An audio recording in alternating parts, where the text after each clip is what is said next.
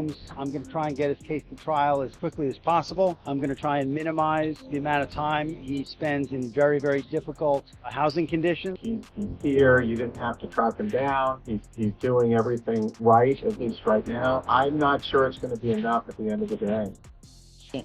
He's fighting. He's innocent. And he's going to be able. Diddy's lawyer, Mark Agnifilo, has reportedly stopped pushing for his release after Judge Aaron Subrin shared troubling details about Diddy's behavior toward witnesses.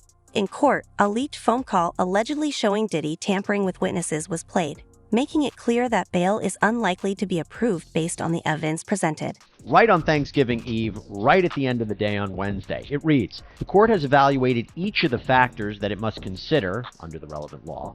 1, nature and circumstances of the offense charged. 2, weight of the evidence against the person. 3, history and characteristics of the person. And 4, nature and seriousness of the danger that would be posed by the person's release. And it also says the court has also reviewed the information submitted by Combs and the government across all 3 bail hearings in this case. As you remember, Sean Combs was denied bail both by a magistrate judge and a district court judge. Judge Subramanian writes, the court finds that the government has shown by clear and convincing evidence, so that's the standard, that no condition or combination of conditions will reasonably assure the safety of the community. In support of this finding, the court provides the following reason. Diddy has been caught allegedly tampering with witnesses while in federal custody. Recorded calls from the Metropolitan Detention Center reportedly show him contacting victims. This marks the 3rd time his bail request has been denied.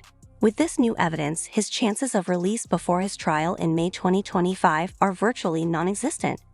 Judge Subramanian stated there is clear and convincing proof that Diddy remains a threat to the community and is likely to continue interfering with witnesses. We made a bail appeal to Judge Carter. It did not go our way. The fight continues. We're not giving up by a long shot. I told Mr. Combs I'm going to try and get his case to trial as quickly as possible.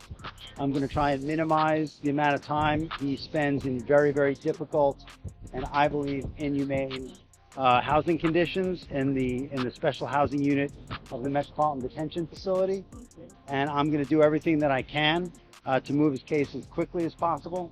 I understand that the government has a great amount of electronic devices that they have to download and provide to me, but everything's on the government's timetable, nothing's on the defendant's timetable, and they're going to have to accommodate me and him and give us a quick trial, and I'm going to be pushing for that. He's ready, he's focused. He has been ready to defend this case since he first found out about this case. Nothing has changed from his perspective.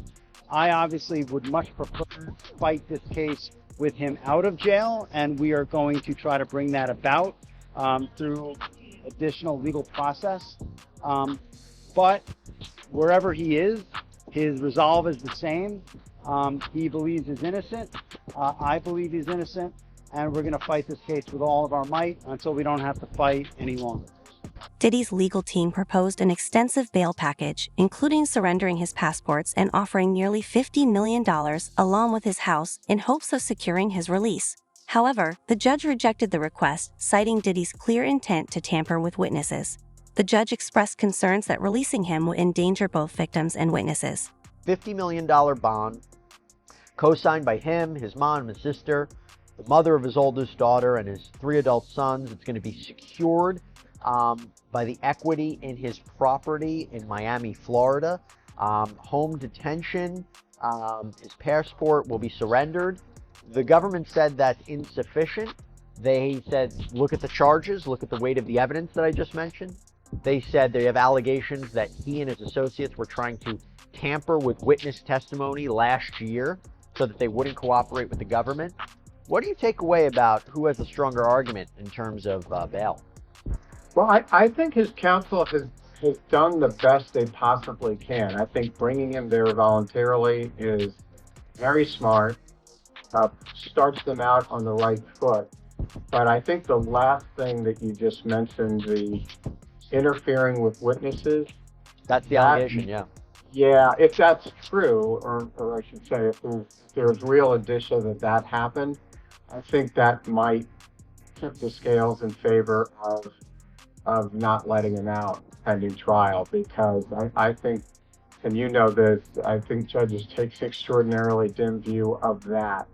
And that might be the factor that tips the scale against him. But I think as far as a tactic, I think it was very smart to do what they did and to say, look, he's here. You didn't have to track him down. He's got a real defense here. He's doing everything right, at least right now. I'm not sure it's going to be enough at the end of the day. Why is that not a fair outcome? What he did here is on a magnitude of unlike anybody else he's imagined. A week after these public searches were televised, he gave us his passport. His children gave us his passport. He then paid off the mortgage entirely on his Miami home, $18 million.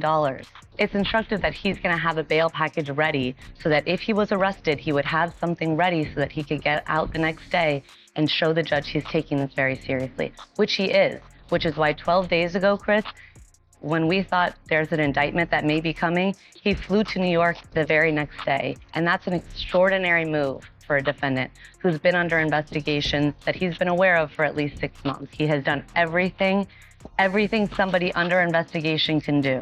I can't think of anything else that he could have done. He's fighting, he's innocent, and he's going to be able to show it. Prosecutors reportedly presented a leaked call in court between Diddy and his son, Christian Combs. In the recording, Diddy allegedly instructs his son to get rid of evidence and sway witnesses using coded language. Given the weight of this evidence, the only way Diddy might secure bail now would be if he had compromising information on a judge, an outcome many consider highly unlikely. None of this nonsense. Over the phone. I'm gonna need you to get rid of all the leftover democracy. The what? All the documents left over from the people. All the documents. Okay. Make sure you recycle the plans like we talked about. They reach out there.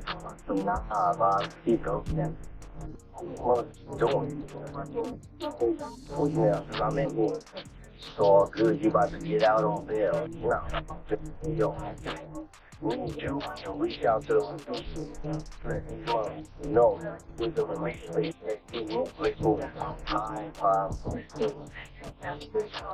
crazy right now. Y'all stay quiet at the moment. Yeah. We all let them have their little fun, but I'm still gonna have them last flat. What about all these lawsuits though, huh? Ain't none of them shit. I ain't worth nothing. Ain't got money anyway. Don't worry about it. But the money hungry. As the story unfolds, it's evident that granting Diddy bail could allow him to silence the victims speaking out against him. His immense wealth gives him the means to buy silence, while his influence ensures he can apply pressure where money falls short. For instance, reports suggest he pressured Cassie to drop her case, even with video evidence supporting her claims.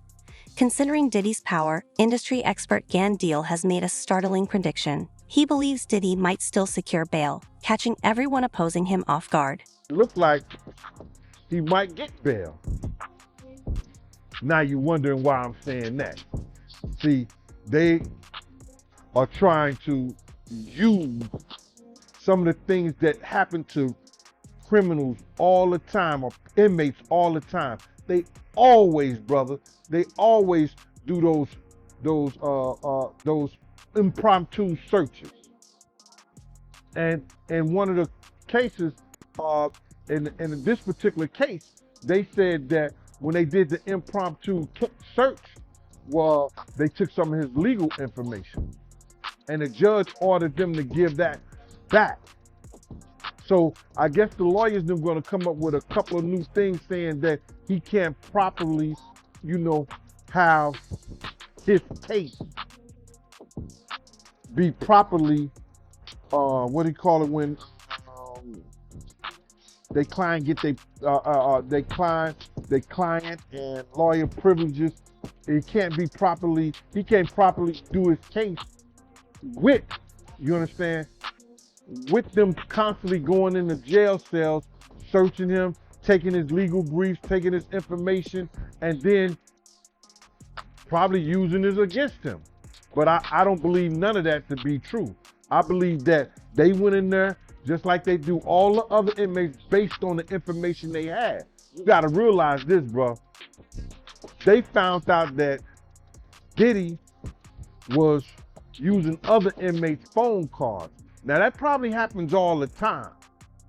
You understand? And he gotta be probably the smartest, dumbest person that I know, because he gotta know that those phone calls are being taped.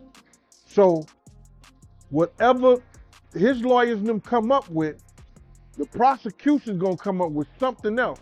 So the judge is gonna wanna know, well, what did they do, when they found out he was in violations of some of this stuff that he was doing? Did they charge him with something new? Did they take some of his privileges away? What has happened in the interim of him doing this stuff that they alleged that he done? So it's gonna be a whole forestry of next week, because what they did was they held off whatever the procedures was gonna go down today. The judge said he's gonna revisit this next week. So I guess, I don't know if it's Monday, Tuesday, Wednesday, we'll find out what's going on, but it's gonna be something that I think it may shock the world. Diddy might be ready to put up hundreds of millions of dollars as collateral for bail, but one thing he refuses to do is change his behavior. Despite knowing his calls are being recorded, he reportedly continues to engage in witness tampering, showing no signs of stopping. Even when the feds caught them, they caught on his person and in his room, right? So now he goes in front of the first judge. The judge is like, yo, your lawyers can't handle you. You had plenty of time to clean yourself up and start doing the right thing. So I can't give you bail. You sitting up here, you done made 100 and something calls to this one girl that could be a potential witness. They said that you done blew up somebody's car. What I look like giving you a bail?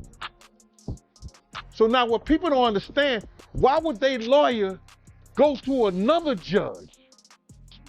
Which is crazy to me.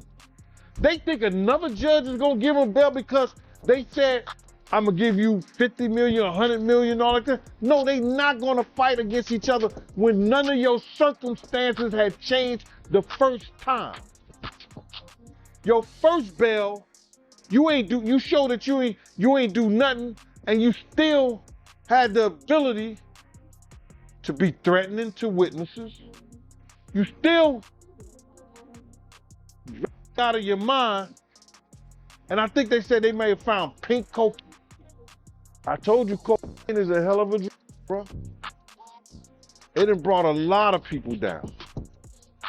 A lot of people down. And I don't give a F, but I feel sorry for somebody I know that didn't use drugs. And now he losing his whole empire. And it's got to do with who he is as a person. But them show changed him and effed him up. Because he thought that those people was going to give him bail because he was rich. Nah, a lot of rich people still go to jail. Not like we do, but they still go to jail.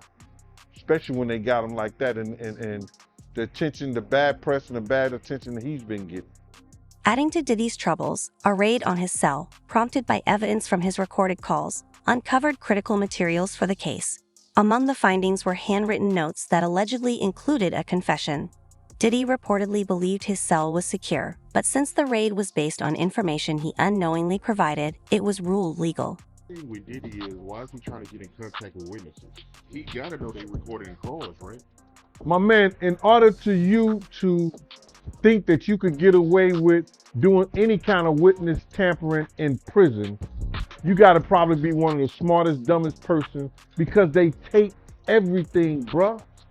Don't you know when he was using those other people's cards and they phone cards and everything like that, and they hear it, that person was like that.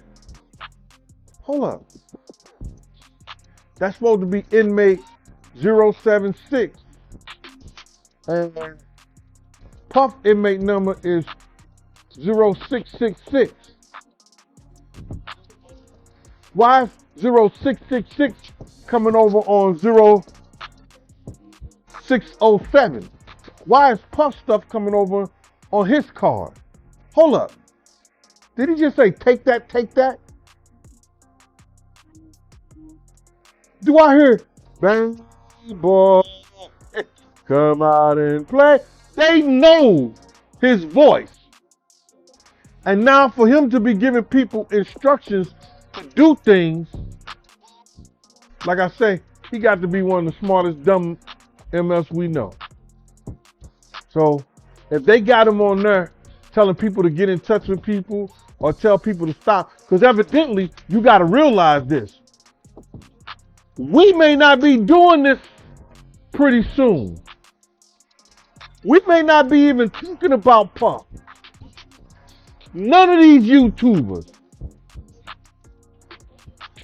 Because of what?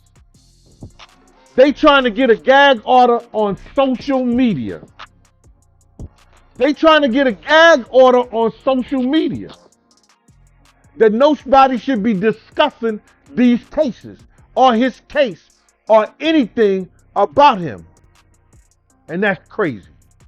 I know the judge is not trying to stop people's freedom of speech, their constitutional right. How dare his lawyers with that bull? They're trying to get a gag order on social media. Anyone speaking on him. That's why, did you hear about that they had private investigators going to content creators? A few content creators and asked them, were you paid to talk about Diddy? Are you paid to talk about, or did somebody give you money to do any kind of content regarding his cases or whatever like that? They got people that they hired to go out there and then told them that if you stop, we'll pay you.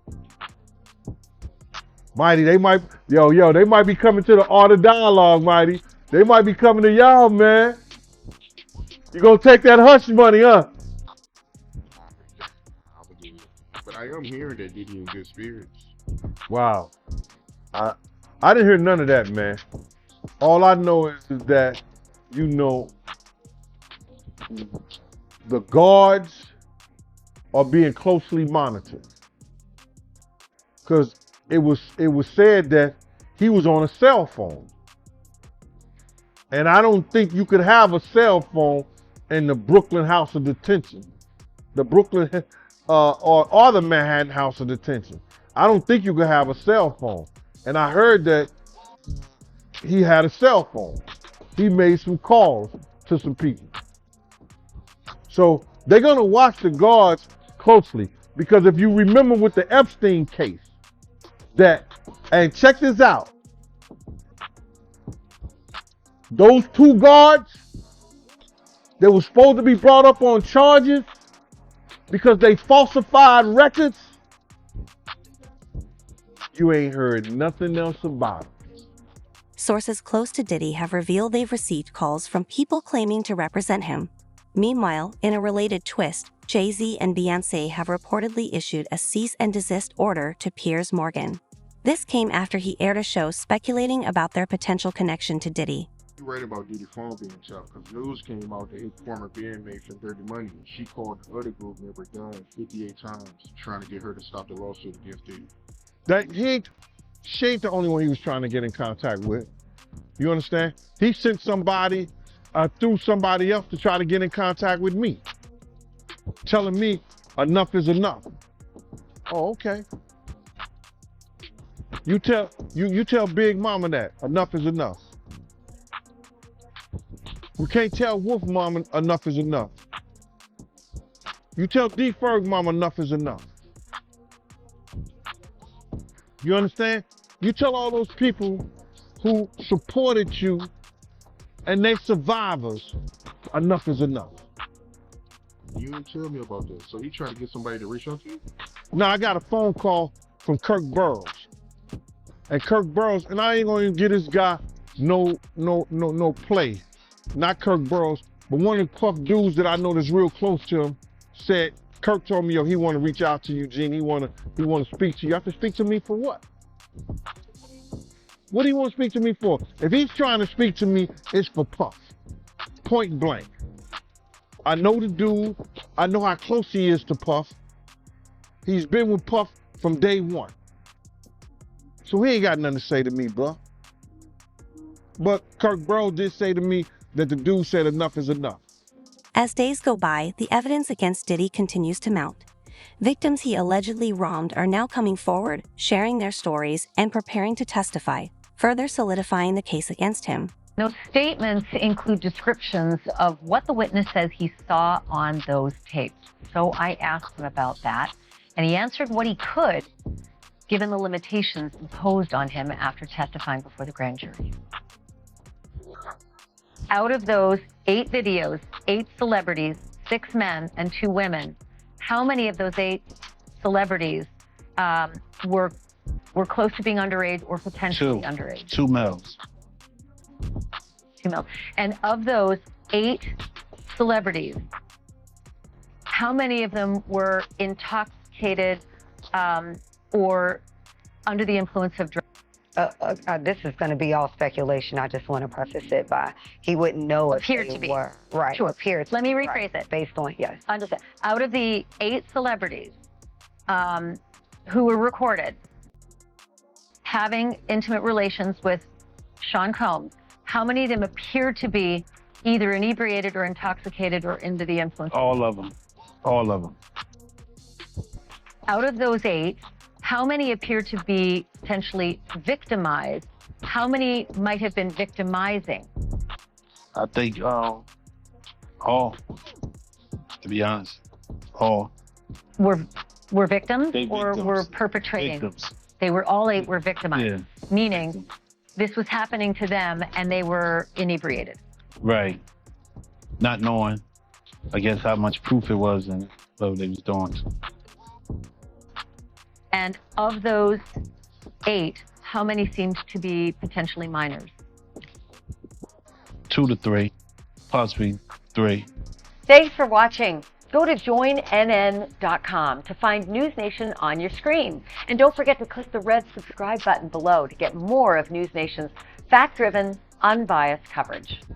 Over 36 lawsuits have been filed against Diddy nationwide, spanning both federal and state courts. Tend to name people in these lawsuits. We're not going to do it in interviews. We're not going to do it, without doing our due diligence, because obviously, these types of allegations are very hurtful to people if they're not true, and very hurtful, frankly, if they are true. But if they're true, you shouldn't have been in the room and you shouldn't have been participating. So I anticipate we're going to start filing lawsuits. It may not be big names at first, but we have a long list of names. And you might imagine in situations like this, that when a victim tells us that this person was in the room or this person participated, we want to do as much due diligence as humanly possible before we file that case, because in the United States, in almost every state, public filings are in fact public. And, when you name somebody in a lawsuit, press is going to pick it up, and we're aware of that. So we're going to make sure that we dot our I's and cross our T's, and I expect that there will be some people named in these lawsuits that will raise some eyebrows. Another instance, another minor, told allegedly by Sean Combs that he would make him a star, but needed to visit with him in private about it, away from his parents. Once they were in a private area, allegedly Mr. Combs made the victim perform oral sex upon him. Another incident, an individual 15 years old at the time, flown to New York City to attend a party, was drugged and then taken into a private room, allegedly in the presence of Mr. Combs, where this female individual minor was raped, and then other individuals took turns. Another individual, 26 at the time of the occurrence, was picked up allegedly by Mr. Combs and several other people in a black SUV from the airport, was given one drink in the SUV, and then literally woke up the next day not knowing what had happened, but with pain and damage to both her vagina and her anus, where she then went to the hospital. she was missing her underwear and her shoes. Another instance, the individual, this time not a minor, was attended a group dinner, allegedly with Sean Combs in Miami. She wasn't drinking because she was pregnant, but whatever she drank at the table, apparently, at least according to her, was laced with something. She blacked out, and she woke up in the same bed, again allegedly, with Mr. Combs in his mansion in Miami. Her vagina and her anus were torn and sore. Never anybody came out defending Diddy. All these celebrity friends he have, and nobody came out. They brand. It's all about the money. They saw what he did to Cassie. With the kicking, the punching. They saw what they did to Cassie. They know that nobody in America liked that. So now, these people are represented by a brand. Whether it's some about the music, clothing, movies. They're not gonna come out and speak on nothing that has anything to do with them. And they praying that they not on the tape doing crazy stuff, being oiled up in the whole 9 yards. They praying. So until the feds say, hey, yo, listen here. We got you on, hey, buddy, we got you on this tape. And girl looked like she was pretty young. We're not gonna show it, but we need you to come and testify against Brother Love, P. Diddy, Puff Daddy, you know, Sean Combs. That's when they're gonna start talking. And they're not gonna be talking in his favor. When the feds come to them and show them what they got on tape, because if he had 250 tapes all over, 250 cameras all over the house, somebody got caught stealing a cookie out the cookie jar. It could be your favorite pastor. It could be your favorite politician. But they didn't think they was being watched. And Brother Love was watching. Yeah, I mean, TD Jakes, he hasn't even came out and said anything. Him and Diddy was real cool. Amen. Amen. Yeah, man. And I know the people in the congregation over there is shaking in their boots because this man then led them probably, allegedly probably led them to damnation because those people's hearts are going to be broken if that man is seen on those tapes doing anything. Because people always put their faith in the pastor instead of putting their faith in God. And what they need to do is understand that he's just a man. And he has a history. It's not looking too good for him.